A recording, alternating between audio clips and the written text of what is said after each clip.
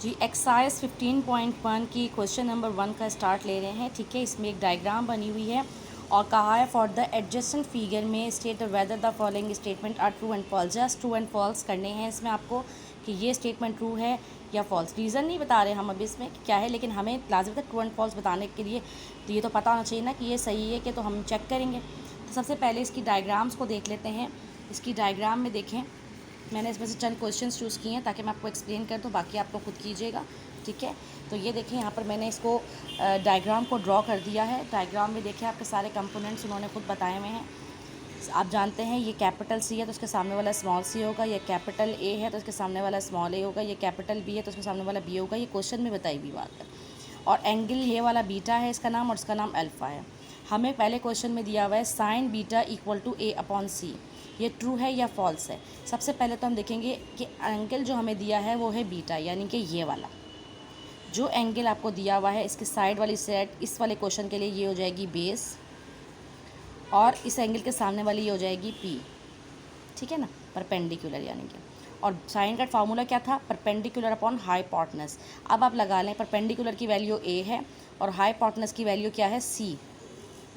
ये तो हमेशा यही रहेगा ना, एच वाई यानी हाइपोटेनस ही रहेगा, ये तो चेंज ही नहीं होगा। सिर्फ बीटा की वजह से ये बेस बन गई है ये वाली साइड, और ये परपेंडिकुलर।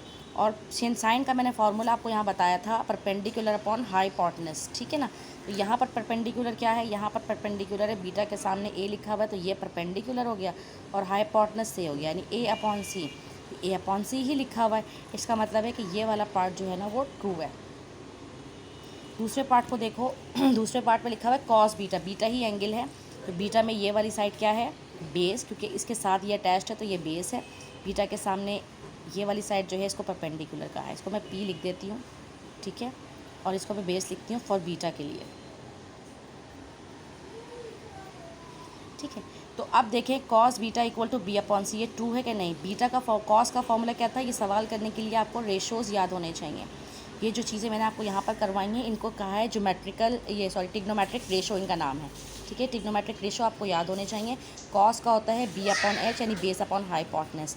यहाँ पर बेस देखें क्या है, यहाँ पर बेस थी आपके पास बी और हाइपोटेनस आपके पास सी, तो बी अपॉन सी है कॉस बीटा की वैल्यू, तो ये बी अपॉन सी ही लिखा हुआ है यहाँ पर, इसका मतलब है ये भी ट्रू है। कॉट अल्फ़ा, अब देखें एंगल चेंज हो गया है, अब ये वाले एंगल की बात नहीं हो रही है, अब इसकी बात हो रही है। जब ये वाले एंगल की बात हो गई तो ये वाली साइड क्या हो गई, बेस। ठीक है, और इसके सामने वाला ये है तो ये क्या बन गया, परपेंडिकुलर बन गया।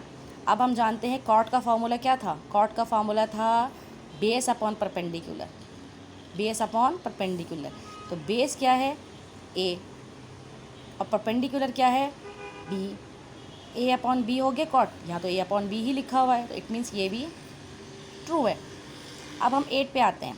अब इसमें देखें यहाँ पर ए बी सी भी कुछ नहीं लिखा हुआ, यहाँ पर दोनों फॉर्मूले, हमें साइन अल्फ़ा भी मालूम करना होगा, हमें कॉस अल्फ़ा भी मालूम करना होगा, उससे देखेंगे कि इक्वल आ रहा है। साइन अल्फ़ा, अल्फ़ा की वैल्यू है तो हम पता है अल्फ़ा के लिए ये बेस है और ये परपेंडिकुलर है। और साइन का फॉर्मूला क्या था, परपेंडिकुलर अपॉन हाइपोटेनस यानी बी अपॉन सी। यहाँ पर मैंने लिख दिया कि साइन का फॉर्मूला है परपेंडिकुलर अपॉन हाइपोटेनस, तो परपेंडिकुलर की वैल्यू अल्फ़ा के लिए थी बी और हाइपोटेनस तो सी ही रहेगा तो बी अपॉन सी। यहाँ पर equal to 1 upon base upon hypotenuse, तो बेस क्या है इसमें, ये है। ठीक है ना, तो 1 अपॉन बेस की वैल्यू लिख दी मैंने ए, ठीक है, और हाइपोटेनस की जगह पर सी, तो ए अपॉन सी। लाजिमत है अपॉन में लिखा है तो मैं इसको रेसिप्रोकल करके ऊपर ले गई तो ये सी अपॉन ए हो गया। ये बी अपॉन सी और ये सी अपॉन ए, ये दोनों तो बराबर नहीं हैं, इट मीन्स कि ये वाला जो है ना ये है फॉल्स। आई थिंक सो कि आप लोगों को ये समझ में आ गया होगा। 4 पार्ट मैंने करवाए हैं आप लोगों को, बाकी इसके रिमेनिंग पार्ट्स आप लोग खुद अटैम्प्ट कीजिए, एटलीस्ट 3 मोर पार्ट्स इसके अटैम्प्ट करें। ठीक है, ट्रू एंड फॉल्स लिखना है, कैलकुलेशंस नहीं करनी है, तो मैंने आपको समझाने के लिए कैलकुलेशन की है। ठीक है, तो जिन क्वेश्चंस के अंदर जिन इस टाइप के से इसमें 8 वाला मैंने किया है, तो आप लोगों को इसी तरह की कैलकुलेशन करके 7 वाला आप खुद कीजिएगा, इसका 7 और 9। ठीक है, तो ताकि आप लोगों को जो है वो ये समझ में आए।